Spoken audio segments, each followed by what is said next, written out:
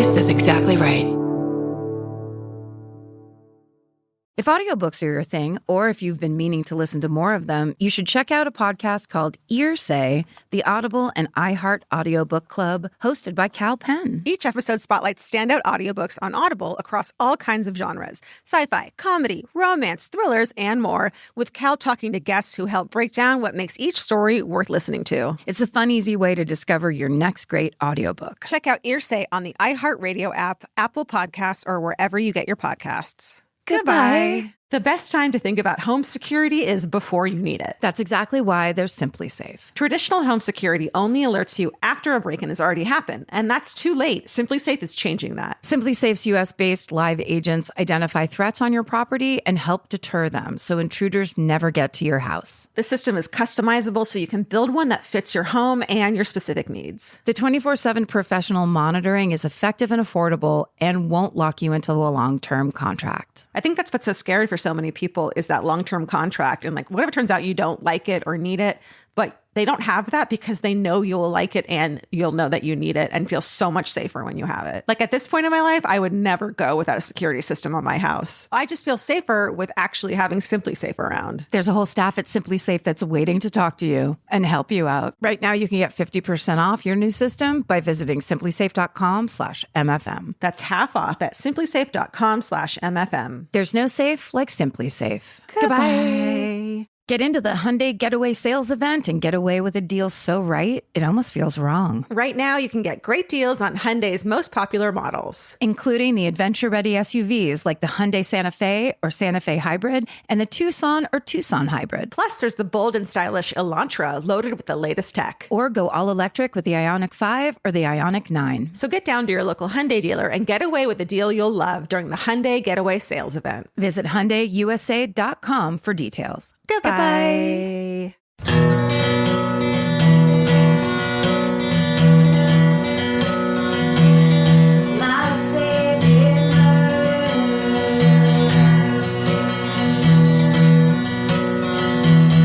Hello, and welcome to My Favorite Murder, the podcast. That's your Thursday podcast. That's right. That's Karen Kilgara. That's Georgia Hartstark. Hi. And she is Say it. 1 year older. Can I say it? Say it. 40 years old. That's fucking right. That's right, Dr. Don. How does it feel? It feels fine. I feel like your 20s are for figuring out who you want to be. Your 30s are for trying to achieve that. And your 40s are for fucking enjoying it, you know? Are for pills. Oh, that's my whole life. It's for upping your intake of pills. Right. Right. My sister told me that all I'm ever doing is accusing people of being on pills. Because I said something, I'm like, that person was clearly on pills. We're watching a lot of, viral videos and stuff. I'm like, they're on pills. And she's like, you say that about everybody. You're probably right half the time at least, right? I think I am, though. Yeah. A lot of people use a lot. And I don't mean like meds that they need and standard stuff. I mean like pills they probably shouldn't be on. Oh, okay. Okay. Pills that make them think they should go up to other people in 7-Eleven and tell them things that aren't true. That kind of stuff. Oh, there's a fucking shit ton of people on pills. You're right. You're right. They're on Karen pills is what they're on. Also, just so you know, not to get off your birthday, but get away from very it. Quickly. Get off it. I don't care that they call people Karen. People seem to feel the need to defend me. It has nothing to do with me. I mean, it does sometimes. I can Karen out for sure, but yeah, it's not. Is it weird to be scrolling on Twitter and just like see people yelling at you? Yeah, I just don't take it that way. When I see like Georgia as a red state, and when I see like news from Georgia that's always fucking negative, I'm like, sorry, it's not me. You have a serious voter suppression issue, Georgia. I promise. And I'm sick of it. I want everyone to vote twice. I'm so pro-voting. Oh! Wait, what? That's even another problem. I am problematic. I actually just started following this account on Twitter, Black Votes Matter, who were completely on that whole thing that happened. Yeah. I believe it was in Atlanta, right? And they went out, aside from, of course, obviously reporting it to everybody that needed to know about it and getting the word out. They also went and started giving those. There were people who waited in line for 12 hours to vote. Jeez. 12 hours. They didn't get out of there till like 11 o'clock at night.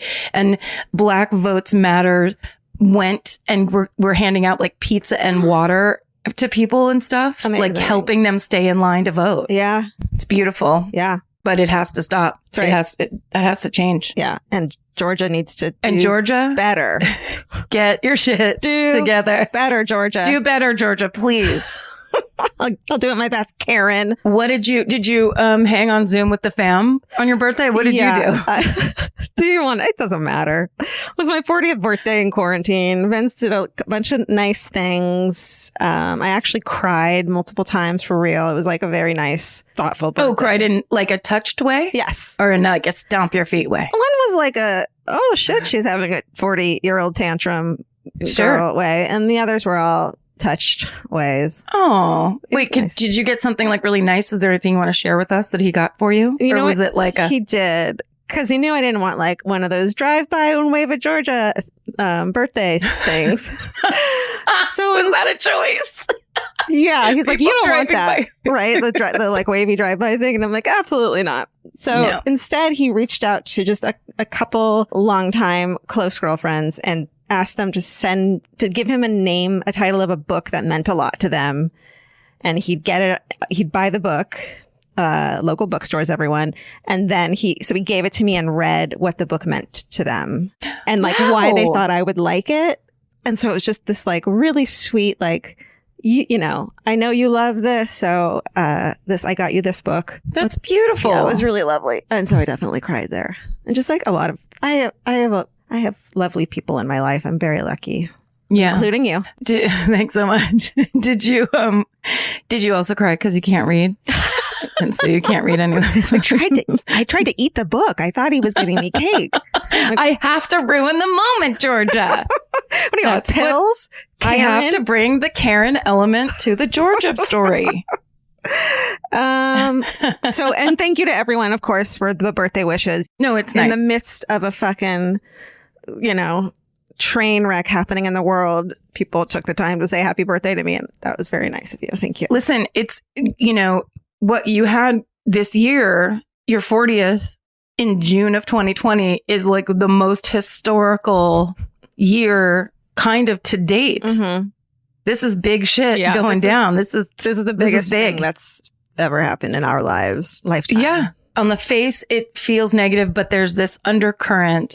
It's very stressful and difficult for a lot of people, and really, and also there's a lot of people really scared, and but then there's just this kind of epic change feel to it. Right. Like it's nothing. I've never seen political action like this in my life. It's incredible. And I'm 50. No brag. I've seen some shit. I was there when MTV was invented, and this is bigger than that. Let's see. What do we have? Well, I would please like to talk about a woman named Janiqua Charles, who wrote the song "You're Gonna Lose Your Job," that is now the #1 hit of the summer. Look it up right now if you haven't seen it yet, but you probably know what we're talking. You know what we're talking about. It's kind of like a protester's anthem now, and amazing. Yesterday I read there was a BuzzFeed article. They tracked her down, and it is the most beautiful story of her family seeing this video go viral. First of all, the security guard that made the video, the guy that's in it, that's holding her hand, her arm in the video, is the guy who originally posted it. Whoa. And he posted it and said, first of all, I want to say I am not making fun of this person. I honestly think this song is awesome. He smirks in it. Oh, yeah. He thinks it's great. Yeah. And he's the one that posted it. Yeah. But then it's like, so I love that he's kind of in on it. He's in on it a little bit. Yeah. And it was due respect of like, it's a jam. It's the hit of the summer. It's such a good song. And then they've set up a GoFundMe for her. Amazing. Also, she has a Venmo that's at Get This Dance. Yeah. It's just a beautiful story. Yes. And now she's reunited with her family. Oh, that's Read so the BuzzFeed article. Okay. Read the BuzzFeed article. They did a great job. Give her name again? Janiqua Charles. Okay, perfect. I think that someone should do ringtones, and she should get all the money for the ringtone. Hell yeah. Right? Yeah. Or she should just go straight to like YouTube with it. Yeah. Whatever's best for her. Yeah. And then go on My Lottery Dream Home because I love that show. So good. Please show us your house. Oh my God. We found there's a channel. My sister watches a channel that's literally called like the Wealth Channel or something. What? Have you ever seen that? No. I swear to God. And it basically is like, it's basically rich people programming. And so they show like houses that are for sale on the like the most exclusive Hawaiian islands that are like on the waterfront, that kind of stuff. And is it all narrated in like slow-mo, like tours through houses that are like really, oh my God. But the satisfying thing is, because of course everyone loves a nice aspirational TV show where you can just be like, ooh, what if we lived in that house? But it's so fun when you do get the tour of the house and it's super janky. The furniture inside is trash central. It makes you feel like it's such a great, like, you're like, I have so much better taste than that billionaire. Yeah. It's such a nice feeling. Yeah. I'm sorry. Oh, I don't have 800 fucking barn doors all over my house. Right. Be rich. Or like a statue, like there's a kind of a rando Venus statue where it's just like, no, why is that in the hallway? So I do have a corrections corner because last week when I was talking about the Stonewall Uprising, and I kind of theorized, and hopefully clearly enough, that I was like, well, the mafia are the ones that owned it, so they were trying to take advantage, blah, blah, blah. I kind of theorized about why I thought the mafia was involved. Sure. And I got a couple emails, including Denton, who runs our website and he's our merch master and our website guy. The reason that was owned by the Genovese, I don't know how you pronounce it. I think it's crime family. No. Genovese. What was your guess? Genovese sounds right. Yeah. Well, there's a woman named Anna Genovese who was married to a mob boss who was a lesbian. Oh my God. And she bought those, I think, because I scanned this email, but it was basically like she bought it so she could have a place to safely hang out. Oh my gosh. And to spite her husband, who she divorced. It's like a whole story. And so look into it. It's really cool. So it's all the things that I was afraid of, like people being taken advantage of or whatever. It's like it's a different reason. It's a totally different hang. So look up Anna Genovese and learn the story of why all the gay bars were owned by the mafia. It's actually borderline heartwarming. It's really nice. It's probably best not to speculate about the mafia. I don't know why. I just seem to need to like poke the bear. Yeah, that was my one correction. Okay. Speaking of whatever. Speaking of talking. So we're really excited because we have this My Favorite Murder logo black and white pin. It's like a cool enamel pin that was in the shop in our merch store at myfavoritemurder.com. And all the proceeds of that was going to Rain, and it completely sold out, which was so awesome. I think we gave about $10,000 to Rain. Yeah. So it's back in stock. And so we get to pick a new charitable organization to give 100% of the proceeds to. And so you want to announce them? The Black Emotional and Mental Health Collective, which is basically this, it's a group of mental health professionals of all types. So it's therapists, but it's also like yoga teachers and, it's all kinds of people that are there to help Black people and in any kind of like therapeutic, whatever kind of support they might need, especially at a time like this. And I think that's the thing that I keep seeing on social media that's really, it's really something to think about, is the intense impact. Like, and it's easy for me to talk about, oh, this is such a great time of political upheaval. Right. It's also a very, very trying, difficult time. Yeah. It's weighing on people, and people definitely feel like they're in peril and, they're at risk and they're exhausted and they're sick of this bullshit. Yeah. And that's when you need therapy the most. So it's amazing that they have, this collective. And we're really excited because that's, obviously therapy is our thing. Yeah. And so to have a dedicated place that is basically a bunch of professionals together that are aiming toward really helping out Black people get the help they need and the support they need in a time like this. Yeah. Do you have the website? The website is www. Do you have to say that anymore? No, you don't have to say that anymore. I wanted to tell you, but I don't want to be like, you don't have to do that anymore. Well, a lot of times I'm doing it to sound old and dumb. I figured, yeah. But then sometimes I'm worried because I used to also say HTTP : but this is, the website is beam.community. So go onto that website and check out the services that they have, because it's a really wide span. Yeah. Yeah.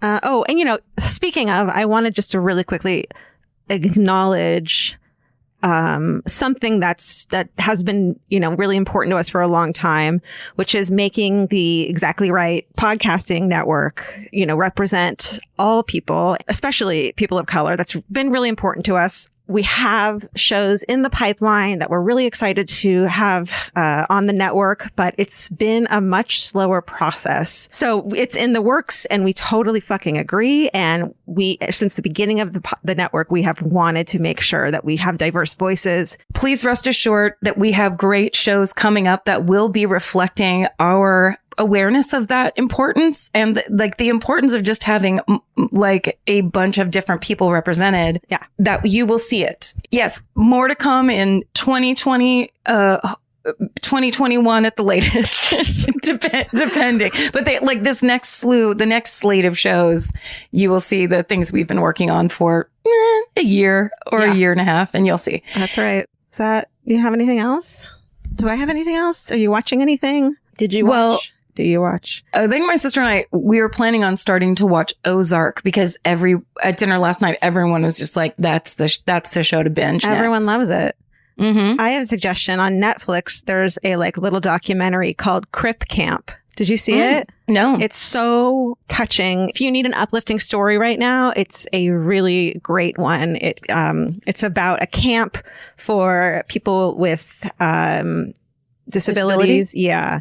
And, from I think it was the 80s, and how they came together. And it's just really beautiful. Oh, cool. Beautiful. I think I saw that people are raving about how good it is. Crip Camp. Yeah. Oh, last night, everyone was giving recommendations, and basically everyone in my family is, we're all going to watch 13th. I've been hearing a ton of people talk about that. Yeah, I think that's the next book in our book club, is everyone go watch that on Netflix, because it's supposed to be incredible, and it really lays out a lot of the stuff that everyone's kind of getting a really fast education about how people have been, how Black America has been forced to live for so long, and we have been willfully, blissfully ignorant about it. And it's really nice, because a lot of people are interested in not being that way anymore, that I know, that I don't know if they would normally have been that way. Totally. Or acknowledge that we all have those tendencies, and it's ingrained in our society. So if none of us are infallible, because, we were raised in the school system and in this fucking government and the justice system. So all we can do is get better. Yeah. There's so many resources to do that. The Criterion channel has taken the paywall off, so you can go watch Black directors. They've done a whole thing now where that's just kind of open, so that people go and specifically watch Black film, which I was looking at that. I'd heard of 2 or 3 of these movies, where it's so I guess you would have to be specifically a film student. For it, yeah. Yeah. You would have to be very specifically in the know about film to have stumbled on these movies. And now they're just putting it all in the front and going, hey, don't go rent the Help and tell yourself you've done anything. If you're always on the lookout for a great audiobook, or just want help figuring out what to listen to next, there's a podcast you should know about. It's called Earsay, the Audible and iHeart Audio Book Club, hosted by Cal Penn. Each episode takes a closer look at some of the most talked about new audiobooks on Audible, spanning a wide range of genres, from sci-fi and literary fiction to rom-coms, thrillers, and comedy. Cal is joined by guests who dig into what these stories are about, what makes them stand out as audiobooks, and why they're connecting with listeners right now. If you're looking for your next listen, this is a great place to start. Listen to Earsay, the Audible and iHeart Audiobook Club on the iHeart Radio app, Apple Podcasts, or wherever you get your podcasts. Goodbye. The best time to think about home security is before you need it. That's exactly why there's Simply Safe. Traditional home security only alerts you after a break-in has already happened, and that's too late. Simply Safe is changing that. Simply Safe's US-based live agents identify threats on your property and help deter them so intruders never get to your house. The system is customizable so you can build one that fits your home and your specific needs. The 24/7 professional monitoring is effective and affordable and won't lock you into a long-term contract. I think that's what's so scary for so many people is that long-term contract. And like, whatever turns out you don't like it or need it, but they don't have that because they know you'll like it and you'll know that you need it and feel so much safer when you have it. Like at this point in my life, I would never go without a security system on my house. I just feel safer with actually having Simply Safe around. There's a whole staff at Simply Safe that's waiting to talk to you and help you out. Right now, you can get 50% off your new system by visiting simplysafe.com/MFM. That's half off at simplysafe.com/MFM. There's no safe like Simply Safe. Goodbye. Cheap Caribbean's Jet Set July sale is here. Right now, save $200 on vacation packages of 4 nights or more with promo code 200BEACH. Whether you're dreaming of Cancun, Jamaica, or the Dominican Republic, your next vacay just got more affordable. Don't let summer pass you by without the beach. Use promo code 200BEACH and get more sand for your dollar. Head to cheapcaribbean.com today to book your beach vacay. Goodbye. All right. Are you first this week? I am. Yes, you are. Because of all the things we've been talking about. And this was something that happened. God, it really does seem like it was so long ago when the protests began. But in the I don't know if you remember this, but in the first couple of days of the protests, there were those pictures of, say it was like day 2 or 3. And then there was the photo op pictures of cops and videos, cops kneeling with protesters during the day. Yes. And people were retweeting that and being like, oh, look, good news kind of Right. There's vibe. good cops out there too. And then a lot of people came back and said, basically, that's propaganda. And because those same cops that are kneeling during the day are beating the living shit out of protesters at night. Like it was really surprising. And it was the kind of thing that I think is very much like when you just want the uncomfortable bad part to be over, you're like, here, look, everyone's getting along again. Yeah. And I think it's a natural human reaction. It's basically saying it's all settled down. Don't worry about it. Right. But that was not the case. And people then even started brought back up and started retweeting the picture that was from the 2014 protests, which was a 14-year-old black boy named Devonte Hart, who was crying and hugging a cop in Portland, Oregon. And that was from the Michael Brown protests. And that got circulated a little bit. And then very quickly, people came in and said, if you don't know the background of this story and this boy's life, you better look it up because do not retweet this picture. Totally. And the first person that I saw do that, I was just like, oh my God, because I had listened to lots of podcasts and read lots about it. And it is a devastating and horrible story.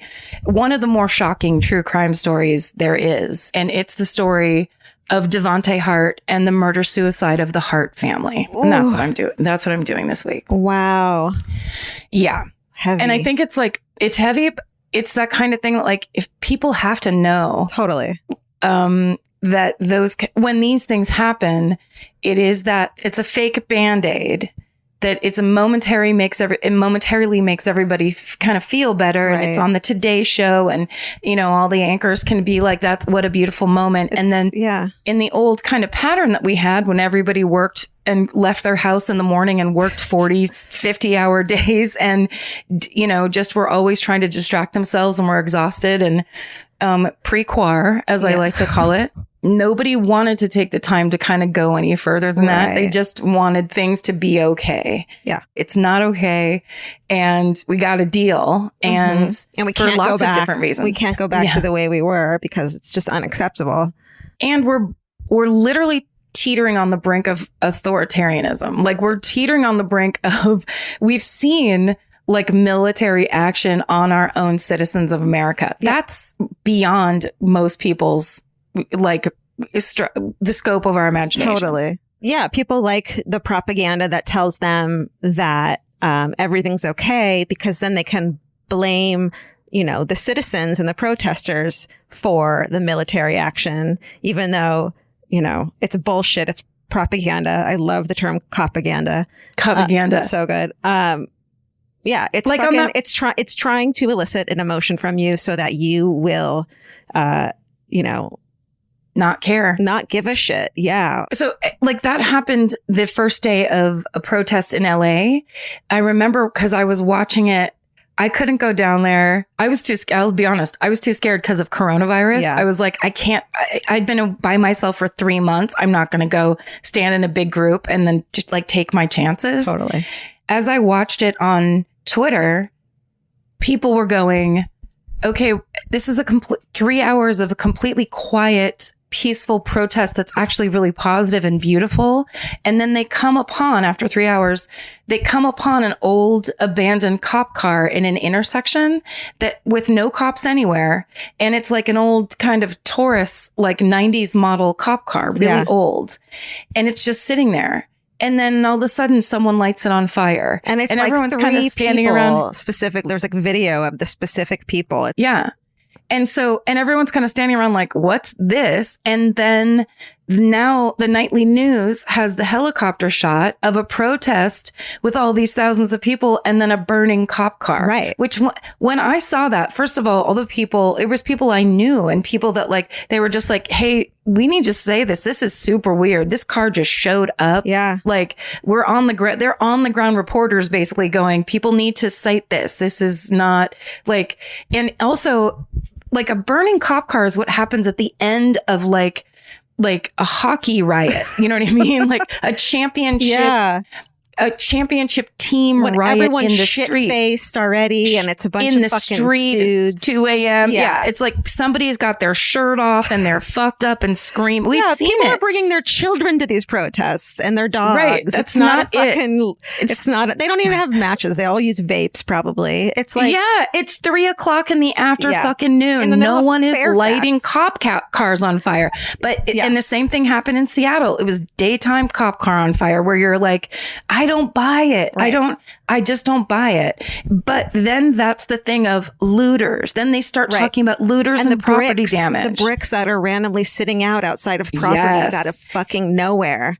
Or did you see the video of the woman who some kids are driving around in a burgundy Jetta and they're handing bricks to black kids out the window, and this woman goes back, walks it back. This black woman comes up to the car and is like, "What the fuck do you think you're doing? That's so disrespectful. Don't go around here handing bricks out to people. What are you trying to do?" And they're like going, "No, it's fine." And it's like that whole thing of Outside it was agitators. fascinating. It's fucking outside agitators so that your and parents agent provocateurs. and so that your stepbrother fucking David can sit in his fucking living room and feel justified about what our country's doing to our citizens because of this, because of so-called like looters. Looting, Not to say yeah. there wasn't looting or Sure. property damage. There absolutely was, but that wasn't the story. That wasn't the majority of what was happening. And then what about the thing in New York where they tried to say that there was $2.1 million worth of stuff stolen out of a jewelry store. And then that owner of that jewelry store came forward and said, "We don't display jewelry in the window at night. Nothing was stolen." And everyone's just like, What? whoa, like that kind of shit where people are like, do you see what we've been saying this whole time about this kind of like the optics propaganda to make the average quote unquote person basically turn against a movement like that's real. It's in my mind story. blowing. It's totally in my story too. Okay. When your government doesn't respect journalists, then how can you trust any information you're getting? Right. Unless it's from a trusted source. The and framework trusted is all, we're in a very unprecedented time right now. Totally. So this is one of the earliest versions of that. And and as dark as it is on the face of it of just what it was, it's much sadder and worse deep down. So majority of this information is from the New York Times, the Seattle Times, and the New York Times article is by a writer named Matt Stevens, specifically, the Oregonian, the Guardian, and investigationdiscovery.com. On August 9th, 2014, 18-year-old Michael Brown is shot 6 times and killed by Ferguson, Missouri police officer Darren Wilson. And this murder sparks outrage, obviously, in Ferguson, and it ignites over a week of protests against police brutality. Protesters chant the phrase, "Hands up, don't shoot," Michael's final words. When reports of these protests are shown on the news, most Americans are shocked at the violence, the brutality, and the heavy militarization of the police force and their tactics. I shouldn't say most people are shocked. I should say white America is shocked. But I don't think a lot of us knew that they had fucking tanks and that they were willing to use them. Right. So this leads to an investigation into Darren Wilson's actions. But on November 24th, same year, when the St. Louis County grand jury does not indict Darren Wilson for Michael Brown's murder, people, of course, are outraged and the protests start again. But this time, it's all across the nation. So, of course, they do protest in Portland, Oregon. And during a November 25th protest, a 12-year-old boy named Devontae Hart, he's there and he's wearing a sign around his neck that says "Free Hugs."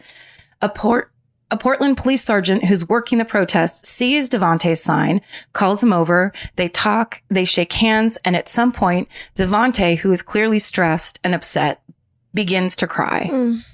And so this police sergeant points to Devontae's sign and says, "Hey, can I have one of those?"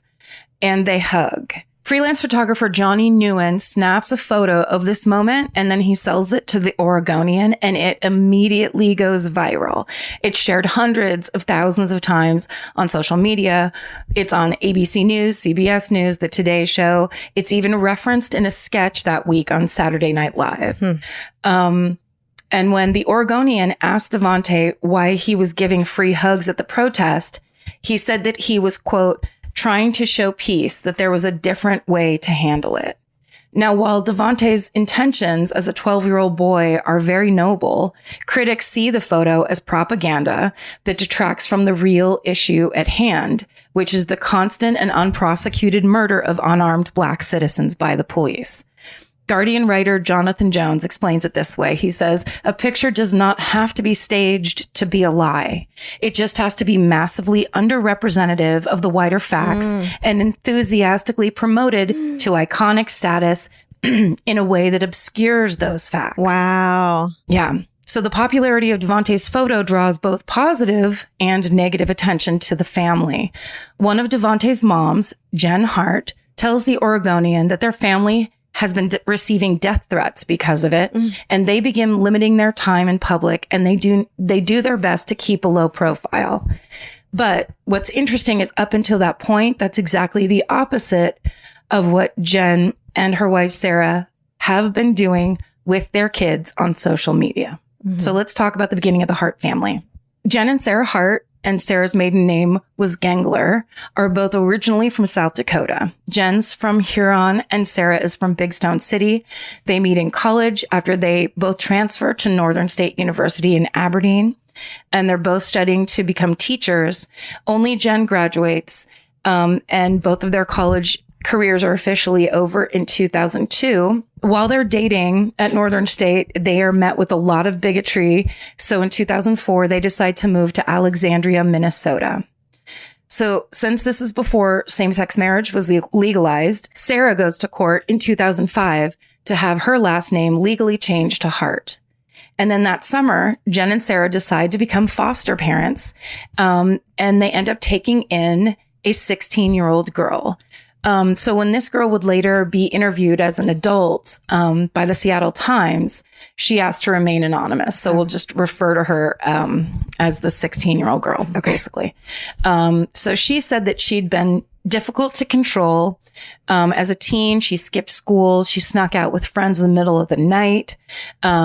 She sounds like every teenager I knew and was. She wasn't happy in her old foster home. So when she's placed with the Harts, she's totally ready to make a new start. And the first 6 months go well. She notices Sarah is the more quiet of the two and Jen is more outgoing and also moodier. But overall, things seem to be normal. So they all live in a 2-story house with a dog and several cats.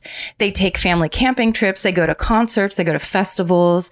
They go to sporting events together. But aside from that, doing stuff with her 2 moms, this girl is not allowed to go out with her friends. She can only go to school and go to her job at Subway, which is a little odd, a little strict, I would say. Mm-hmm. But then more things start happening that are making her kind of uncomfortable. For example, Jen and Sarah take her to the department store they both work at for her to get a makeover. But this girl is a tomboy and she's not interested in it and she doesn't want it. And she makes that very clear, but they insist she gets it anyway. So there's another time where they go to a Green Bay Packers game together and they bring footballs. They each bring a football hoping that they'll get them signed by a player, specifically by Jen's favorite player, running back Amon Green. And actually, the girl gets Amon to sign her football, but only hers.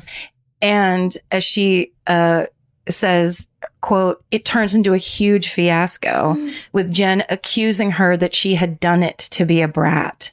And so then Jen gives her the silent treatment for several days. Wow. Yeah.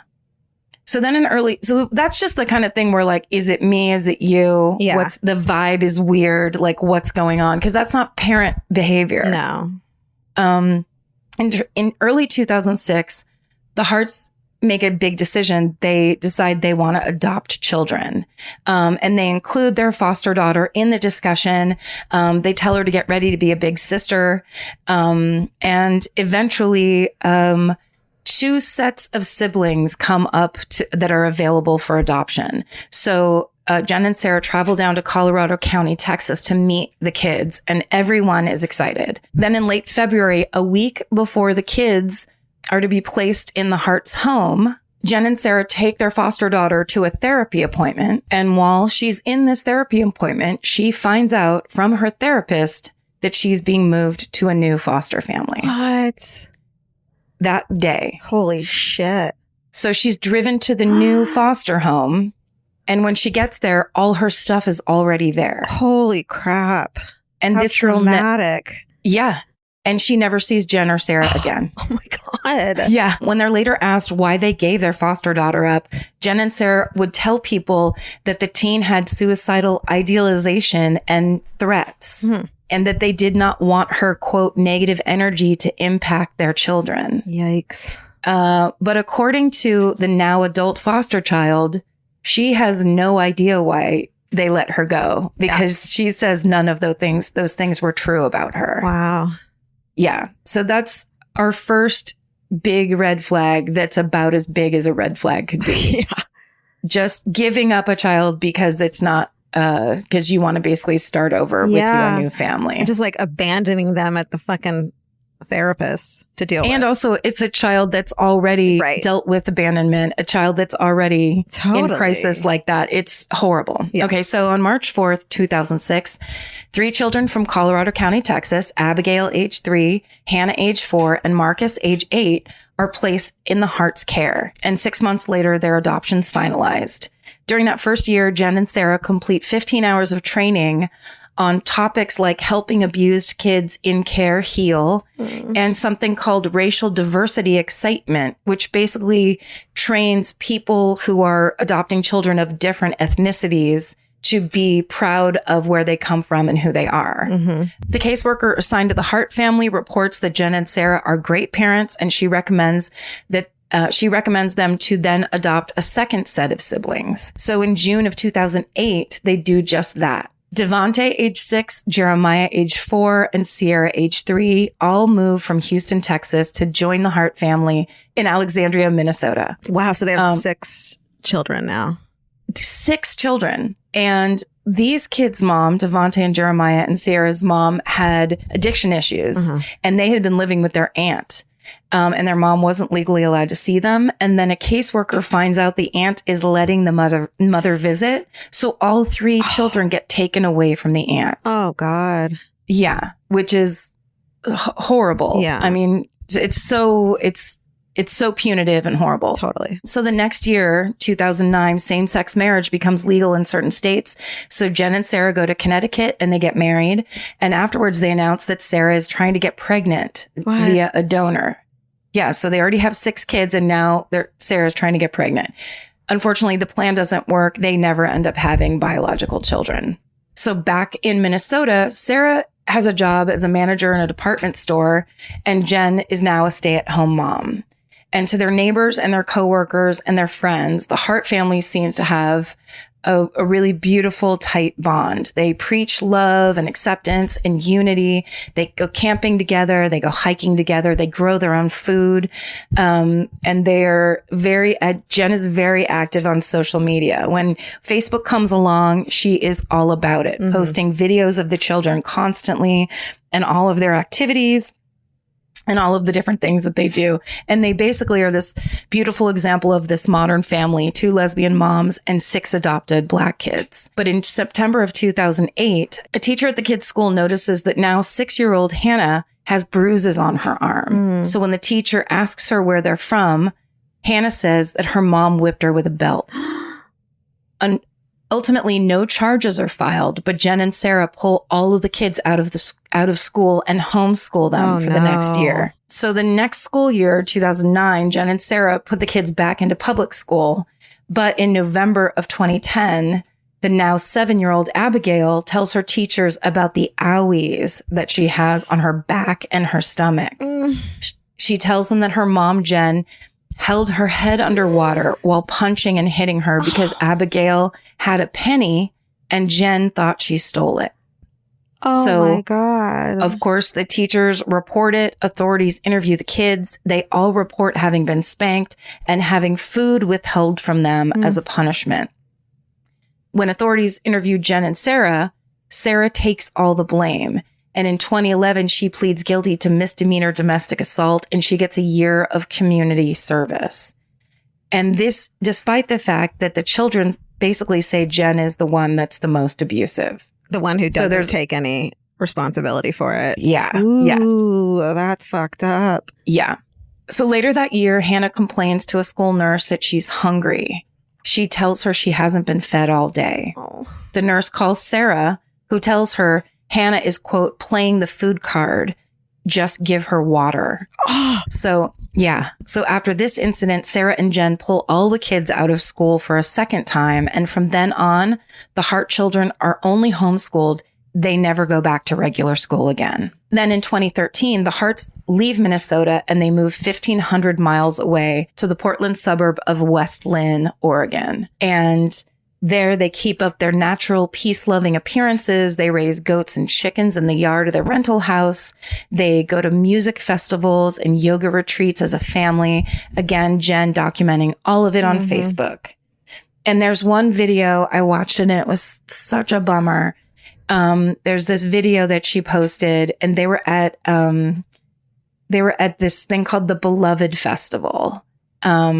And it looks pretty hippie-ish. It looks pretty, kind of peace and love, faux hippie shit, which is, sorry, that's very negative. But so essentially, this is like a video that kind of foreshadows the viral photo that will be coming the next year. Essentially, Devontae's wearing a zebra costume and he has the word love shaved into his head. And during a performer named Xavier, he's on stage, like sitting cross-legged and he's kind of chanting like a cappella. And it's like one of the more yoga-y festivals, I would assume. Yeah. And as he's doing it, you hear the audience start to go, "Aw," like that. And here comes Devontae wearing his free hug sign and his little in zebra costume. And he walks up and hugs this guy as he's chanting. And the guy like smiles and hugs him back. And Devontae doesn't let go. And this hug goes on for like 2 minutes. And it's very upsetting. Like if you watch the video, it looks like Devontae is either crying or about to start crying. And he won't let go of this man. Holding on to this stranger.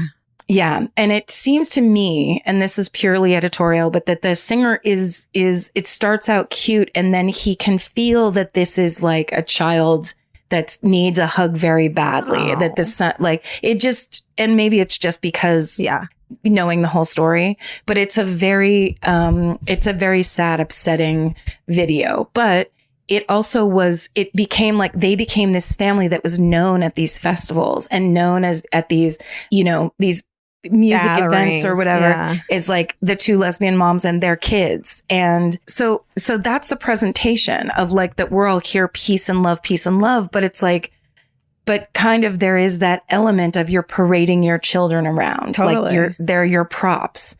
Cause there's another picture that I saw and it's Jen and she has Devante on her shoulder with his free hug sign. And so it's just like, look at my child and look at how, I don't know. It's give us really attention, gross. Give us accolades. Yeah. Kind of a thing. Yeah. So, and which is like, look, that's fine but but then the idea that then behind the scenes, it was like a fucking nightmare for those kids. It's horrifying. So the thing is that the Hart's Oregon neighbors are skeptical. They are surprised at how small the children seem for their ages. They also notice that they never see the kids being like loud or boisterous or in any way, like even bratty, like anything you see a normal kid, like 6 kids piling out of a car. They say the kids all act like trained robots. And more disturbing, they're clearly afraid of Jen. So in 2013, someone like an anonymous caller calls the Oregon Department of Human Services and reports that the kids pose and are made to look like one big happy family. But right after the photo, they go back to looking lifeless. Jesus. Like, yeah. So when Child Services interviews the family, Sarah and Jen say that this is bigotry, that people don't understand their modern family dynamic, that it's prejudice, and they don't like the fact that they're lesbians or that they have a family. And that's really what's happening. When the kids are interviewed and when they're asked how they feel about their home life, they all say, tell the social workers they're happy, but their expressions are lifeless and they don't seem happy at all. But because there's no overt evidence of abuse, Child Services closes the case. So 2 years later, when Devante becomes a viral sensation because of his free hugs photo, the Hart family now becomes the subject of national attention. And it's much more than Sarah and Jen want or are prepared for. Devante gets offers from TV shows to be a guest, but then they're also getting these death threats, according to Jen. So the family decides they've had enough of the spotlight. So in spring of 2017, they move again. And this time it's to Woodland, Washington, to basically get away from the commotion. Their new neighbors are a couple named Bruce and Dana DeKalb. And the DeKalbs are very excited to get to know their new neighbors and they're this big bustling family. But they soon find out it's not as easy as they thought it would be. The Harts and their children are usually inside the house with the blinds drawn most of the time. And when the neighbors do see them outside, they're not very social. Until a couple months later, in August, when the DeKalbs hear a knock on their door at 1:30 in the morning. It's Hannah Hart, and she's saying that she just jumped out of her second-story window. Her 2 front teeth are missing. They think she's like 6 or 7 years old. She's 14 years old. Whoa. And she says to the DeKalbs, don't make me go back there. They're racists and they abuse us. She begs the couple to take her to Seattle. But before the DeKalbs can even figure out what's happening, Jen and Sarah show up at their front door. Oh, my God. Yeah. Jen asks to speak to Hannah privately upstairs. So they go into a separate room. Oh. And then pretty soon after, they come downstairs and they apologize and they all leave. And then the next day, the 3 of them come back and they've made Hannah write an apology to the DeKalbs.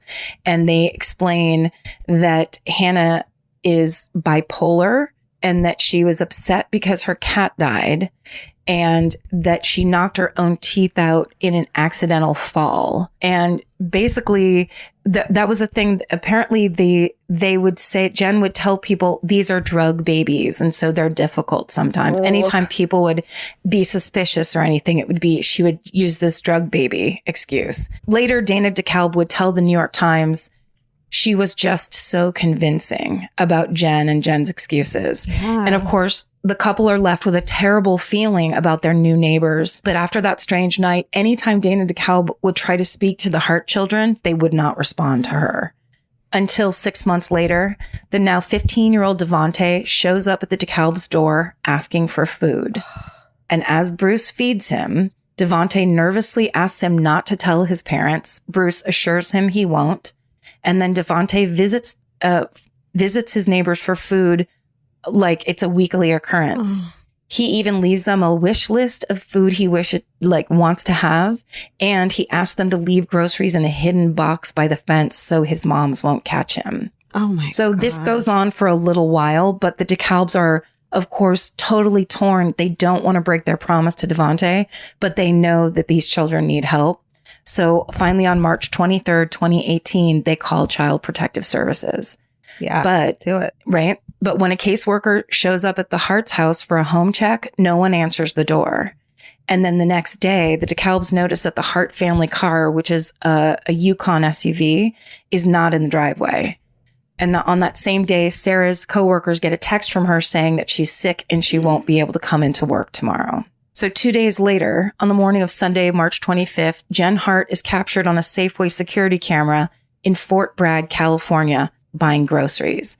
And this is the last time anyone will see her alive. On Monday, May 26th, 2018, California police get a call at around 3:38 p.m. from a German tourist who's passing through Mendocino County on Highway 1. It's just north of Fort Bragg in near a town called Westport. Mm-hmm. And she reports seeing an upside down SUV at the bottom of a cliff. Fuck. When officers arrive on the scene, they find the bodies of Jen Hart in the driver's seat and Sarah Hart wedged between the smashed roof and the rear seats. A search of the crash site continues for 3 weeks, and during that time, the remains of 3 of the kids, Marcus, 19, Jeremiah, 14, and Abigail, 14, are all found near the SUV. The body of Sierra, who's now 12, is found on the beach north of the crash site. Mm. It takes them a year to find 15-year-old Hannah's body. When they finally do find the skeletal remains in May of 2018, her biological mother comes to give DNA so that they can confirm that it is Hannah, which is just devastating. Yeah. 15-year-old Devontae's body is never recovered. The crash is initially thought to be an accident. And I remember when these reports came out and it was the accident, because it's Northern California. So, right. It kind of broke up there first. But then the investigators noticed there's no skid marks at the scene or any other indications that Jen tried to stop the car in any way. Yeah. And then when the toxicology report comes back, it shows that Jen was drunk at the time of the crash. She'd had like the equivalent of about 5 beers, and that Sarah and at least 2 of the kids had diphenhydramine in their system, which is the active ingredient in Benadryl that causes drowsiness. So when Sarah's phone records are recovered, this is when they know that it was not an accident. Because as Jen drove, Sarah Google searched the phrases, "How easily can I overdose on over-the-counter medication? What? Can 500 milligrams of Benadryl kill a 125-pound woman? And how long does it take to die from hypothermia while drowning in a car?" What the fuck? They realized they fully knew what they were doing.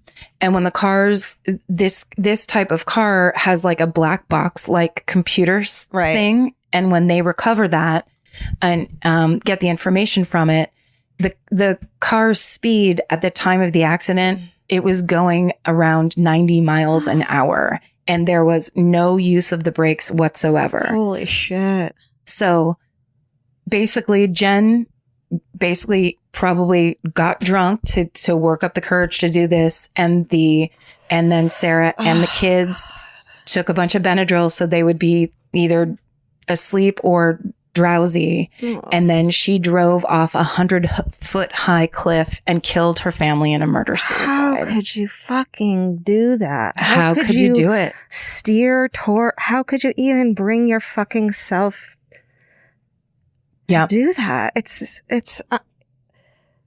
I can't even wrap my head around that. It's so insanely bizarre, but clearly the things that were happening in that family, like I talked to my sister about this because my sister's got a PhD in child development, and she's been a teacher for 30 years. Mom. And she knows all that stuff. And she's saying that whole thing of them keeping isolating those kids so they didn't have friends, and the only connections they had were teachers. And when that started going bad, they cut that off too, keeping those kids inside the house so no one could talk to them. Clearly the inside of that house, really bad things were taking place. Yeah. And there was a podcast that came out pretty soon after it happened. I think it's called The Broken Hearts. Yeah. It was a whole series about this. Right. One of the things was they found all this evidence that Jen was online hours and hours a day playing one of those communal games. I can't remember what it was called, but she's the stay-at-home mom, but she's literally on the computer. She ran a game. She was essentially there's a whole part where a guy gets on there and is I had no idea she had a family. The amount of time she spent on this game, it makes no sense. It's really, but it's a really horrible, bizarre mystery that only the friends and family, and there's a lot of people who knew them from those festivals. Yeah. That, had met them and bought into that. They were there was nothing that made them think, except for the fact that those kids were tiny and skinny. Yeah. But other than that, it was these two very active, involved moms. So it seemed that they just bought the whole presentation. And of course, it's that thing of optics. It's the two-dimensional life you present on Facebook or you present in one picture. Mm-hmm. It makes everyone go, oh, good. That's what's happening. Goodbye. I don't have to worry about that. That's it. And that's not the truth. And that is the awful reality of the life of Devonte Hart, the crying boy hugging the cop in 2014, and the murder-suicide of the Hart family. Oh my God. Jesus, that makes me want to cry. It's horrible. It's just so heartbreaking. Wow.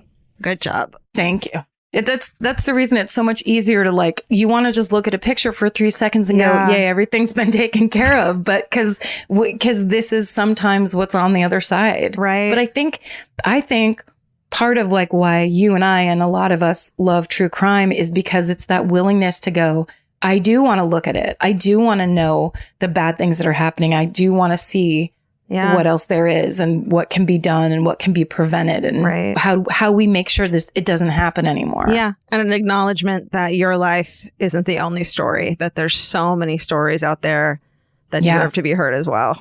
Yeah. And a desire to hear them. If you're always on the lookout for a great audiobook or just want help figuring out what to listen to next, there's a podcast you should know about. It's called Earsay, the Audible and iHeart Audio Book Club, hosted by Cal Penn. Each episode takes a closer look at some of the most talked about new audiobooks on Audible, spanning a wide range of genres from sci-fi and literary fiction to rom-coms, thrillers, and comedy. Cal is joined by guests who dig into what these stories are about, what makes them stand out as audiobooks, and why they're connecting with listeners right now. If you're looking for your next listen, this is a great place to start. Listen to Earsay, the Audible and iHeart Audiobook Club on the iHeartRadio app, Apple Podcasts, or wherever you get your podcasts. Goodbye. The best time to think about home security is before you need it. That's exactly why there's Simply Safe. Traditional home security only alerts you after a break-in has already happened, and that's too late. Simply Safe is changing that. Simply Safe's US-based live agents identify threats on your property and help deter them so intruders never get to your house. The system is customizable so you can build one that fits your home and your specific needs. The 24/7 professional monitoring is effective and affordable and won't lock you into a long-term contract. I think that's what's so scary for so many people is that long-term contract. And what if it turns out you don't like it or need it,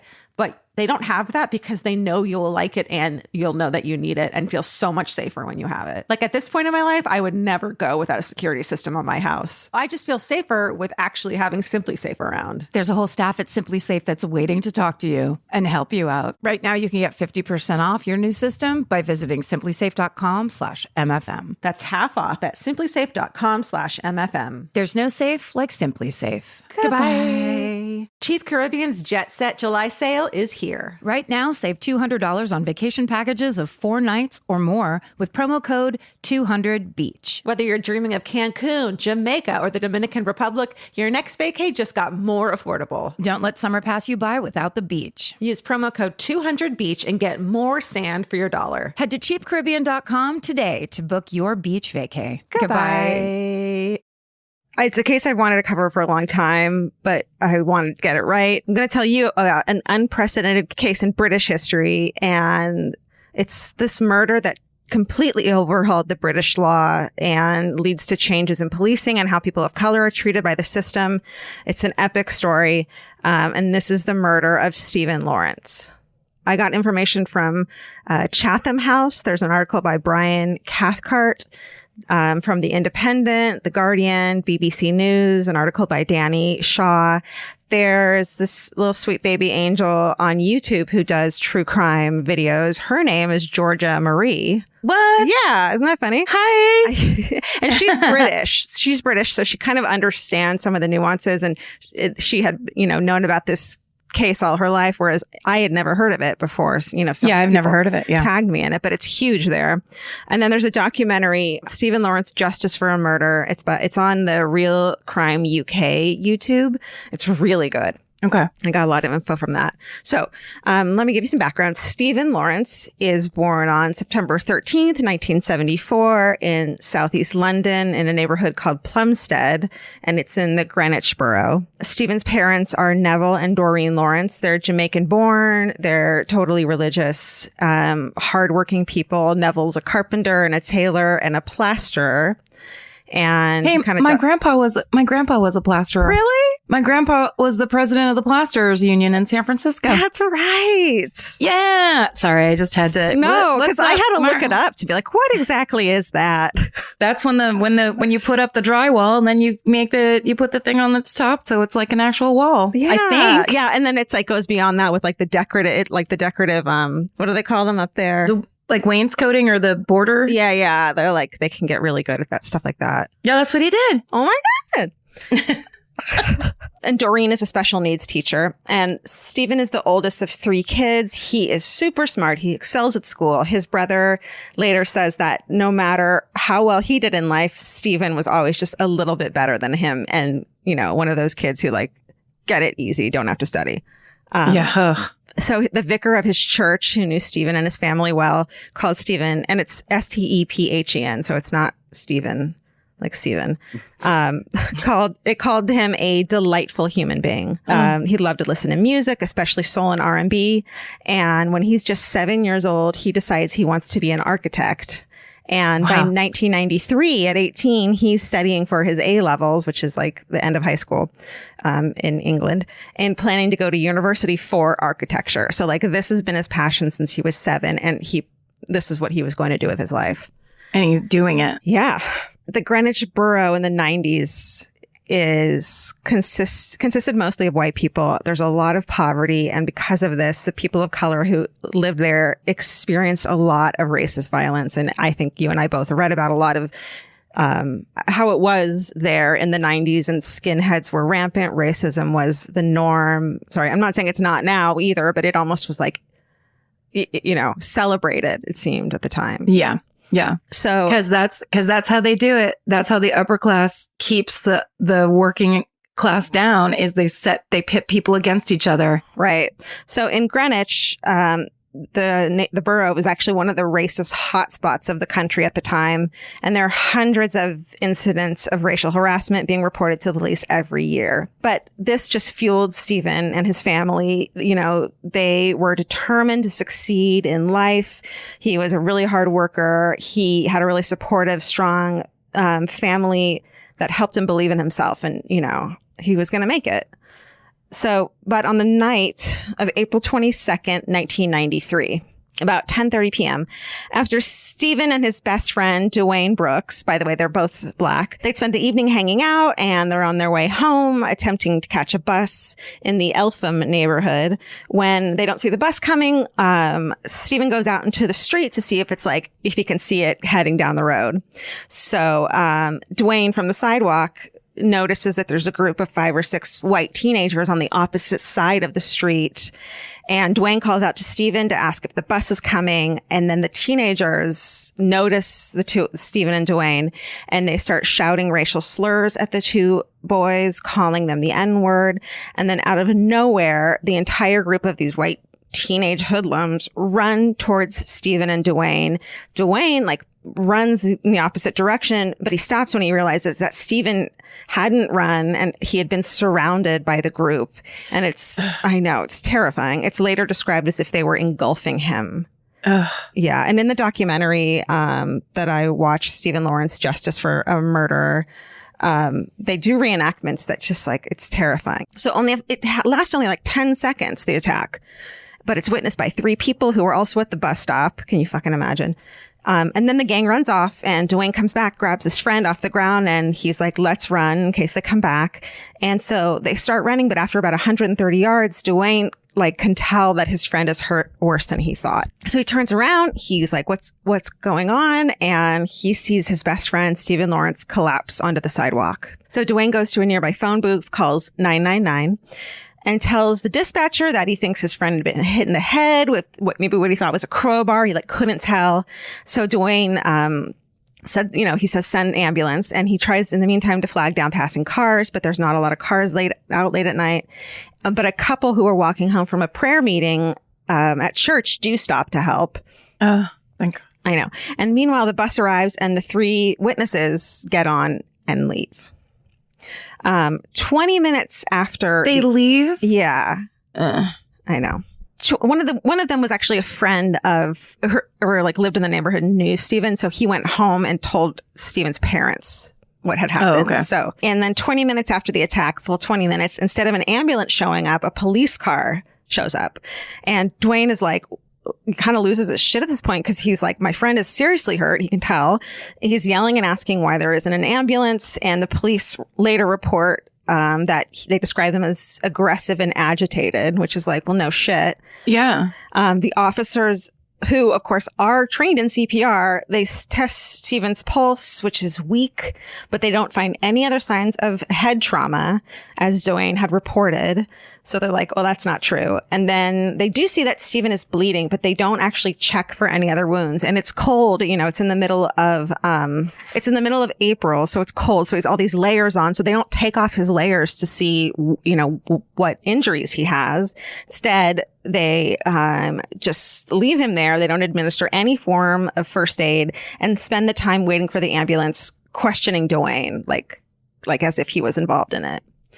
But it's obvious to even the bystanders who had stopped that Stephen is struggling to hold on to life. So this woman who had been part of the prayer couple, her name's Louise Taft, she puts her hand on Stephen's head and whispers in his ear, you are loved, over and over. And that's probably the last thing that Stephen ever heard. When the ambulance finally does arrive, paramedics examine Stephen. He's this sweet 18-year-old kid who's going to be an architect. Like, it's so senseless. The paramedics examine Stephen and they don't find any vital signs. And when they pick him up and load him into the stretcher, they're like, oh shit, there's a huge pool of blood on the ground beneath him.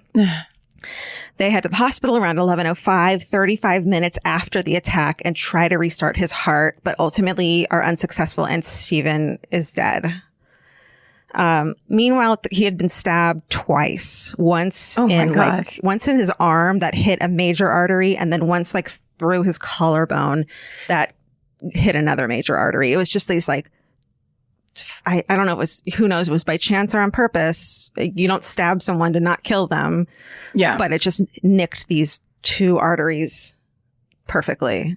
Meanwhile, at the crime scene, the scene's not properly searched. It doesn't seem like anyone is in charge. Instead, the investigators focus their attention on Dwayne and his possible involvement in what happened. So instead of like searching for his attackers, which Dwayne is telling them had been a group of white teenagers yelling racial slurs, the police decide it's too late to wake people up by going door to door, and they don't do anything.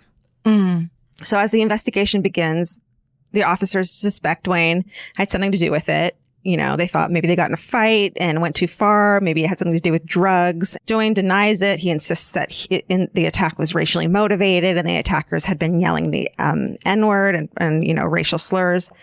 Police are able to track down all 3 witnesses who had been at the bus stop at the time of the attack. And they take their statements. It corroborates Duane's account. So they can't keep fucking blaming him. Yeah. All of them say that it was a sudden and short, unprovoked attack. And then within 12 hours of the attack, police get a ton of tips from around the neighborhood, including a witness who gives a pseudonym. I think he's like a skinhead even. So like he's fucking ratting these people out. And there's an anonymous female who calls into the police, and an anonymous note is left on a police car windshield. And there's another one in a phone booth, and just like naming these specific people. So over the next couple of days, detectives received 26 different tips, many of which point the finger at the same suspects. All these tips point to local teens, Gary Dobson and David Norris. And their gang, and they're known for racism. They're known for always carrying knives around with them. It's 5 boys all together. They're all like 16 or 17 years old, and they're well known in the community and their schools as troublemakers. They call themselves Nutters with Knives is their like gang nickname. Guys. Yeah. One of the boys lives on the same street that the attack took place. So 2 of the boys, Neil and Jamie Acourt, they call themselves the Eltham Crays, which is a nod to the notorious Cray brothers. So they're already like obsessed with, just like organized crime and fucking violence. Yeah. And Dennis, the other kid, Dennis, had been charged with stabbing a girl 12 months before, but had been acquitted. So they're they should be known. They should be the first people on the list to bring in. And basically in the days following Stephen's murder, all they really did is put surveillance on one of the houses of the boys. And they watched and photographed, and you could see the photographs. One of the boys is leaving the house with a big black trash bag, full of fucking who knows what, bloody clothes, the weapon. We don't know, because they never fucking stopped them to check what was in the bags. Just 4 days after the murder of Stephen Lawrence, Detective Superintendent Brian Whedon says that no arrests had taken place because there just wasn't enough evidence. But also, he later claims that he hadn't heard a thing about the boys, the gang. And also he said that he didn't know that the law allowed arrest upon reasonable suspicion. He didn't know? He says he didn't know. Ooh. He's the detective superintendent of the London Metropolitan fucking Police. No. And No, he says, dude. I didn't know that I could take people in on reasonable suspicion. Well, maybe you should do brush up classes once a year about the law that you're supposed to be enforcing. That's a suggestion. Right. And so this is just the beginning of this incredible, epic breakdown of the investigation and the mishandling of information and evidence. This case becomes fucking huge in the UK. And what possibly could have been a swift response and maybe could have led to the arrest of these boys who had killed Stephen Lawrence, it goes nowhere. Meanwhile, police are insisting that the crime wasn't racially motivated, despite the attackers not knowing their victim and yelling racial slurs while they attacked. I know. When the police don't continue investigating, Stephen's parents, who are the fucking heroes of this story, these incredible people, Neville and Doreen, they're so frustrated by the lack of progress, and they're getting mistreated by their victims' liaisons. They're clearly under suspicion, which is driving them crazy. So they hold a press conference and say that nothing has been done about their son's death. And they say if our son was white, police would have cared more and done more. Yeah. Okay. But fine. The police don't care about that. But guess who's in fucking town at this exact time? You're not going to guess. The Crays? Oh. No. Political superhero Nelson Mandela. What? Are you Yeah. serious? He's fucking in town, and they have a connection to him. And so Neville and Doreen are able to meet with him, with Nelson Mandela, explain their situation to him. And it's only when he speaks to the press, he goes out in front of his hotel to specifically speak about Stephen's case, that the police are finally shamed into action. Shit. Yeah. That's unbelievable. Unbelievable. So the very next day on May 7th, 2 weeks after Stephen had been murdered, the police raid the suspect's home. They arrest brothers Neil and Jamie Acourt and Gary Dobson, which seemed like the core group or the core, people.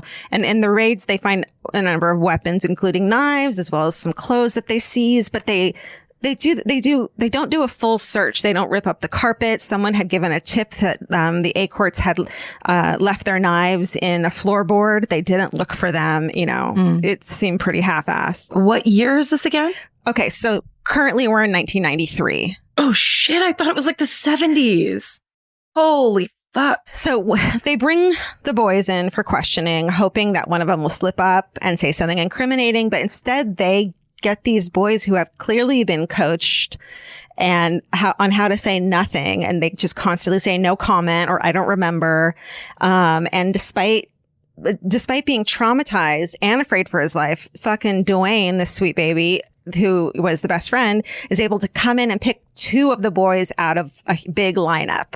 Mm-hmm. And in his interview, I mean, it's incredible that he was able to do this. So in June of 1993, the Lawrences are finally able to hold a funeral for Stephen, and there's a funeral procession through the streets of town following the hearse. And by this time, there's a ton of anger in the Black community and, throughout London. And there's a huge crowd outside the church. And it said that Neville and Doreen's composure and they had this incredible air of strength. On June 26th, the Crown Prosecution Service, or CPS, then drops all the charges against all the boys, citing insufficient evidence. Yeah. Which is a huge blow to Stephen's parents. And at this point, public criticism against the police is huge and growing. Marches are being held, protesting the lack of police response to the murder and the violence that is perpetrated against the community. One interesting thing is that it's standard procedure for any unsolved murder in Britain to have an internal review of the police handling of the case, which I think is really fucking cool. Mm-hmm. So having a cold case, it can't just sit. It has to be reviewed. So one is done for Stephen's murder. It's called the Baker Report, and it gave the investigation into Stephen's murder basically a fucking all good here, nothing to see here. No, really? Yeah. They're like, nope, looks fine to us. So, of course, again, his parents are dealt a blow, and the family and the whole community. And eventually, Bill Mellish, this dude, becomes the new lead investigator, and he orders surveillance on one of the kids, Gary Dobson, in his flat, hoping the gang will talk about murder. So it's so fucking crazy. In December 94, they put a tiny hidden camera in a plug socket in this kid's flat.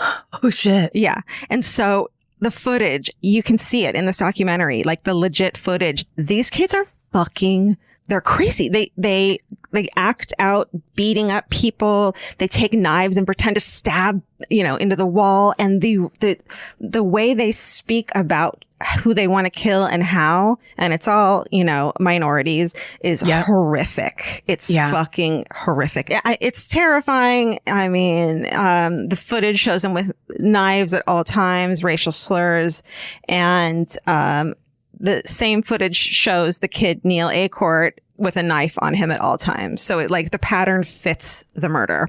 But since they don't actually admit to the murder, which is incredible that they didn't, there's still not enough evidence to take anyone to trial. The Lawrence family refuses to give up. Neville and Doreen, they want justice for their son. They'll do anything for it. And a year after the murder, the family initiates a private prosecution, which is another thing they have in the UK.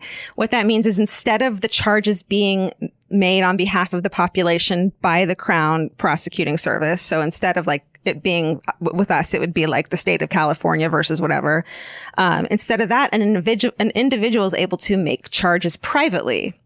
So it's really rare there, but in April 1994, one year after the murder of their son, the Lawrences, they do this against the initial suspects, Jamie Acourt, Gary Dobson, and David Norris, who they had the most evidence against. So it's only 3 of the 5, which sucks, but, they want to see justice done. Yeah. The family isn't entitled to legal aid for this motion, so a fund is established to pay for the analysis of forensic evidence and the cost of tracking down and re-interviewing witnesses. And all of the counsel on the case work pro bono, and it's headed by Michael Mansfield, which is like really awesome. So in April 1996, now the case finally comes to court with Dwayne. So Dwayne is the main witness for the prosecution because he was able to, pick out people in a lineup and explain what happened that night. The case rests on the evidence given by him the night of the murder, as well as the lineups. I just said that. And some of the surveillance video from the flat is going to be used as well. But by then, Dwayne is super emotionally fragile. He's, I'm sure, suffering from PTSD. Absolutely. He had this enormous survivor's guilt. And so this young man, I think he's like 20 at the time, has all this pressure. Like the case rests on his shoulders, being the main witness. Plus, he's probably scared for his life because it's these same, he was, like it happened to him too. And there they are in court. Yeah, right. That's horrifying. And another thing that I haven't talked about yet is that one of the kids, David Norris, his father is like a kingpin fucking criminal in like high-powered criminal drug dealer in town. Yeah. So he's scared for his fucking life for sure. Yeah, for sure. So he falls apart on the witness stand and his evidence is ruled inadmissible. I know. Oh. And the jury never gets to see the surveillance footage. And so on April 25th, 1996, the three are acquitted, which also under British law means they can't be tried again because of double fucking jeopardy. Even if they later confess to the murders, they can't be tried for them. Right. And these fucking assholes are smirking and being cocky as they leave the courthouse. People are like crowded around the courthouse. They throw shit at them. But at this point, the public is like, fuck this shit. And so another inquest into Stephen's murder finally concludes that this was an unlawful killing in a completely unprovoked racist attack by 5 white youths. So finally, they acknowledge what actually happened. And now here's the thing. Despite how long this had been going on for and everything that had happened legally in the media, no one knew the identities of the 5 suspects because they had been underage when it happened. So it just had been these like 5 nameless, faceless kids. But now fucking our frenemy Daily Mail steps in. Uh-oh. Yeah. And now we know. And of course, Georgia Marie was like, everyone knows the Daily Mail is they're shit. The worst. Yeah. But to their credit, they're this horrible tabloid paper, but to their credit, the editor, Paul Dacra, he knew Neville Lawrence personally because Neville had plastered Paul's house. Oh, shit. And Paul was quoted as saying, quote, he did a lot of plastering work. He was clearly a very decent, hardworking man. So they have connections to Nelson Mandela. They have connections to Paul Dacra. Jesus. Amazing. And so on February 14th, 1997, the Daily Mail runs huge front page story. It says in huge writing, murderers. The Mail accuses these men of killing. If we are wrong, let them sue us. And they post every photo of the kids and not kids, they're men, every photo of the killers and all of their names. Jesus, this incites this crazy political debate and whether it's okay to have done this. And eventually the Prime Minister, John Major, comes forward and says the Daily Mail had broken no laws. And I know. And none of the 5 none of the 5 teens ever come forward to sue. And Daily Mail probably wanted them to because then they could depose them. Yeah. And get their fucking high-powered lawyers to crack them. So I bet they were wanting at least one of them to sue. And so they didn't sue because they probably knew that. It's like the one time a tabloid does something decent. Yeah. Like, I didn't know there were stories like this about tabloids. And you know what it is? And it kind of drives you crazy because the editor had met Neville Right. and probably had these preconceived notions of people of color, and meets one and he's like, oh, he was actually a hardworking man. When it's this like, is wrong because of my singular personal experience. Every other parent to any other fucking child is probably a hardworking person too, and they don't get this opportunity. But it is amazing that Lawrence has got the opportunity and used it.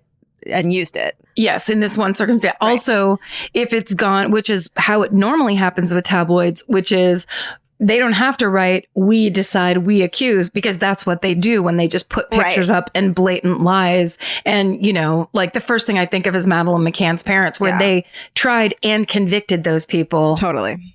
In the press. I mean, who are, it's such ugly business, but what a tiny, shining, you know, silver lining there. And it's because these men were guilty. It's not, you know. Yeah. All right. So the next day, the video evidence of the boys inside the flat is released. And so people just, the anger fucking grows, the racism and the knives and the reenacting the attacks. And so on the 31st of July in 1997, more than 4 years after Stephen Lawrence was murdered, Home Secretary Jack Straw announces yet another inquiry into the judicial part of this case. And it's led by retired High Court Judge Sir William McPherson. And this would go on to be known as the McPherson Inquiry or the McPherson Report. Eventually, it comes out in February 99. It's a 350-page report. It concludes that the investigation into the murder of Stephen Lawrence had been, quote, marred by a combination of professional incompetence, institutional racism, and a failure of leadership. And the officers in the Metropolitan Police specifically involved are named, and the entire force is criticized. It's this huge, sweeping declaration of law enforcement in the UK. And it's really negative. It pisses a lot of people in the institution off. The term institutional racism was first coined and first used in 1967 in the book Black Power, The Politics of Liberation. And Sir William McPherson defines it as, quote, the collective failure of an organization to provide an appropriate and professional service to people because of their color, culture, or ethnic origin. It can be seen or detected in processes, attitudes, and behavior which amount to discrimination through prejudice, ignorance, thoughtlessness, and racist stereotyping, which disadvantage minority ethnic people. So that whole definition becomes like, you know, a huge talking point. Yeah. He just puts it right on the paper there. Yeah. No bullshit. Yeah. McPherson puts forward a total of 70 recommendations that are designed to show zero tolerance for racism and to improve practices within the Met. And they include measures that would transform, you know, the whole attitude of police towards race relations and also improve accountability. And the response of the government is like, oh shit, sorry about that. And the Home Secretary Jack Straw, who had called for this inquiry, he accepted the charge of institutional racism, and he's like, yeah, it's not just in the police. He says, quote, any long-established white-dominated organization is liable to have procedures, practices, and a culture which tend to exclude non-white people. Yeah. He also said that some truths were uncomfortable, but they had to be confronted. Within 2 years, 67 of the report's recommendations led to specific changes in practice or in the law in UK, 67 of the 70. The recruitment, retention, and promotion of Black and Asian officers, and the creation of the Independent Police Complaints Commission that has the power to appoint its own investigators is created. And as a result of this report, the entire force enacted huge change from the top down. The report even made recommendations to change in the national curriculum. So they wanted to change the curriculum of the UK that would prevent racial prejudices and foster a culture of diversity, as well as saying that racist incidents in schools should be reported to people's parents, and a record should be published by each school every year. Like they should be held accountable for it. And it was noted that especially they needed to reestablish the trust between the minority ethnic communities and the police. Wow. So this is all great, but still no one is being held responsible for actually murdering Stephen. And all 5 men, still walk free. And some of those crimes are racially motivated, just showing that they're continuing. They're probably cocky about it now and flaunting. They fucking think they got away with this. Of course. Yes. They got away with it 4 times. Yeah. But in 2005, as part of the recommendation of the McPherson report, okay, ready for this? The rule of double jeopardy is repealed. What? Yep. Entirely? It's repealed in murder cases, and it's decided that a person acquitted of murder could be brought to trial again on the basis that fresh and viable new evidence comes to light. So the Lawrences were like, this is our fucking chance. A secret cold case review begins, and they start to search for new evidence. And finally, in November 2007, this happened in 1993. It's November 2007. It's shared finally that the investigators have found forensic evidence, including a microscopic stain of Stephen's blood on the collar of Gary Dobson's jacket. Whoa. They went through all the clothing that had been sealed up for so long, and they searched it. They found fibers from Stephen's clothing and hairs that had a 99.9% chance of having come from Stephen on both Dobson's jacket and David Norris's jacket. Wow. Sorry, David Norris's jeans. So finally, science is caught up and it's able to fucking bear witness to what happened. And okay. So Gary Dobson and David Norris are arrested and charged on September 8th, 2010. Unfortunately, they're the only ones that there's enough evidence against to, meaningfully bring them to trial. Dobson's original acquittal is thrown out, and Norris hadn't been previously acquitted. So it's announced that the two would face trial for the murder in light of the new and substantial evidence. On November 15th, 2011, David Norris and Gary Dobson go to trial. And knowing this was probably the last chance to get justice for her son, Doreen Lawrence is in court every day. Oh. The forensic evidence on 3 different pieces of clothing is the main evidence. And Dwayne, instead of having to, have it all on his shoulders, is just able to give testimony describing what happened on the night his best friend was murdered. So the night before he was to testify, Dwayne's father died. No. I know. And he's like, I'm coming to court anyways to testify. And he fucking shows up for his best friend. No. Yeah, he's got this second chance. And all they want from him this time is to tell them what happened to him. They don't need him to identify anyone. Science is doing that, Yeah. They just want his story. Exactly. Holy shit. Yeah. The surveillance video is shown and showing that they are capable of this crime, which is what the video does. It's almost like the judge could have ruled it inadmissible, which I could totally see here in the US, but it shows character and a pattern. Yeah. Yes.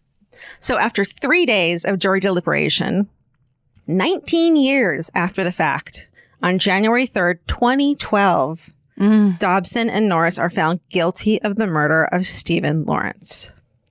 And they are sentenced to life with a minimum term of 15 years and 2 months for Dobson and 14 years and 3 months for Norris. Unfortunately, the judge says the sentences that seem kind of light reflect the fact that they were both juveniles at the time of the offense, which sucks because otherwise they would have gotten 30 years minimum. Right. In June 2013. And there's an interview with a former undercover police officer named Peter Francis that comes out in June 2013 in The Guardian. And he is like fucking spilling it. He's like, I was working undercover within an anti-racist campaign in the mid-90s. He is like, I was constantly pressured by my superiors to hunt for disinformation and taint the credibility and reputation of the Lawrences. That's what he was tasked to do, is to make them look bad somehow. You always see these like, okay, yeah, but he had COVID, or yes. he had a arrest record for like petty theft, yes. or his parents were drug addicts. It's like this thing of every time, fucking time. There are people whose job it is to do that so that you don't care anymore about them and about justice. Yeah. Just remember that next time you hear like that information. Yes. I went to fucking say it. I went to rehab for meth. It doesn't mean I don't deserve a fucking good and happy life, Yeah. But That's right. I don't want to talk about me. Can you take that out? I don't want to talk about No, myself. no. I think that's a very good point, Georgia. Okay. Because that's also the disparity between white and black experience. Right. Because that's like the guy that came forward and said, George Floyd and I, when we were 18, we both got arrested for passing fake $20 bills. Now it's a story I tell at dinner parties that's cute, and he's dead. That's right. Jesus. And that's what the point you're making. Okay. I mean, thank you. I will tell you the point. Okay, but not surprising to anyone, there's no dirt on the Lawrences to be found. They're fucking good people, you know. Nelson Mandela loves them. Nelson Mandela loves them. So, you know, that comes out. It's this huge scandal. It's really fascinating. There's a lot more. That's insane. I know. And there's a lot more information. It sounds like a conspiracy theory. Like if you found that out and told people would be like, you're insane. I mean, I was reading some of these accounts of other undercover cops that were talking about infiltrating, you know, anti-racist campaigns. They're infiltrating, you know, the animal cruelty, organizations, anti-animal cruelty. They're infiltrating them and they're fucking shit up in that organization on purpose. I mean, like the people who lit the car on fire. I don't fucking for a second believe that they weren't working for someone and under someone's orders. Absolutely. Well, at this point, I feel like nothing is past that kind of right. It all bears considering because who the fuck knows what's going on. I think what we're saying is it goes all the way to the top. And always has. Always has. And that's because it's built on a fucked up foundation. Okay. Yeah. Okay. So since then, amazing Doreen has set up the Stephen Lawrence Charitable Trusts, and they, quote, work with young people from disadvantaged backgrounds to inspire and enable them. And they say we also influence others to create a fair society in which everyone, regardless of their background, can flourish. There's also an annual architecture award, and a Stephen Lawrence Research Center, which Doreen is chancellor of the university, appointed in 2016. That's De Montfort University. Wow. Doreen also receives a fucking Lifetime Achievement Award at the 14th Pride of Britain Awards in October 2012. She's given the title of Baroness on September 6, 2013, which is a very rare honor. I think for civilians, that doesn't happen. Yeah, they don't usually do stuff. Wait, did the Queen show up or one of the lesser royals? Yes. Or is that how it worked? Maybe. Or the chancellor? I don't know. She sits on the labor benches in the House of Lords as a working peer specializing in race and diversity. That's right. Yeah. So she's up in it now. And on April 23rd, 2018, there's a memorial service to mark the 25th anniversary of Stephen's death. And Prime Minister Theresa May announces that Stephen Lawrence Day would be an annual national commemoration of his death on the 22nd of April every year, starting last year in 2019. So he has a day now. Wow. Meanwhile, it's been over 25 years since the murder of Stephen Lawrence, which is one of Britain's highest profile killings in history. It led to dramatic reforms in the way police handle racially motivated crime, which is and it's Stephen's legacy. But of course, it's like the U.S. There's deep-seated racism, and it's not perfect. It's not even close to perfect, and a lot of changes still need to be made in society and in the justice system. Doreen says that she would like Stephen to be remembered as a young man who had a future. And Doreen and Neville Lawrence, they have Stephen's body buried in Jamaica, saying that London didn't deserve him. And that is the murder of Stephen Lawrence. And I want to also say that his charitable trust is at Stephen, and it's STEPHEN, lawrence.org.uk. So you can check that out too. Amazing. Wow. Isn't that wild? Yeah. And thanks to crazy. Lily for her research. And then, I mean, that was a hard one. Great job. Thank you guys for listening and for being here with us and for participating. Yeah. We appreciate you guys showing up. Let's keep showing up. Let's keep showing up and doing our best and getting in this fight and doing what we can. Mm-hmm. I don't know. Stay safe and stay fucking angry. And And stay sexy. Oh, and don't get murdered. Goodbye. Elvis, do you want a cookie? The best time to think about home security is before you need it. That's exactly why they're Simply Safe. Traditional home security only alerts you after a break-in has already happened, and that's too late. Simply Safe is changing that. Simply Safe's US-based live agents identify threats on your property and help deter them so intruders never get to your house. The system is customizable so you can build one that fits your home and your specific needs. The 24/7 professional monitoring is effective and affordable and won't lock you into a long-term contract. I think that's what's so scary for so many people is that long-term contract. And like, what if it turns out you don't like it or need it, but they don't have that because they know you'll like it and you'll know that you need it and feel so much safer when you have it. Like at this point in my life, I would never go without a security system on my house. I just feel safer with actually having Simply Safe around. There's a whole staff at Simply Safe that's waiting to talk to you and help you out. Right now, you can get 50% off your new system by visiting simplysafe.com/MFM. That's half off at simplysafe.com/MFM. There's no safe like Simply Safe. Goodbye. Vacation planning should feel like a breeze, not a deep dive into countless travel sites searching for the best deal. With Cheap Caribbean's Budget Beach Finder, you can search every destination and every date all in one search. You'll save time and money with the Budget Beach Finder. Say goodbye to endless scrolling and tab hopping and hello to Budget Beach Bliss at your fingertips. Go to cheapcaribbean.com to try out the Budget Beach Finder and see just how stress-free vacation planning should be.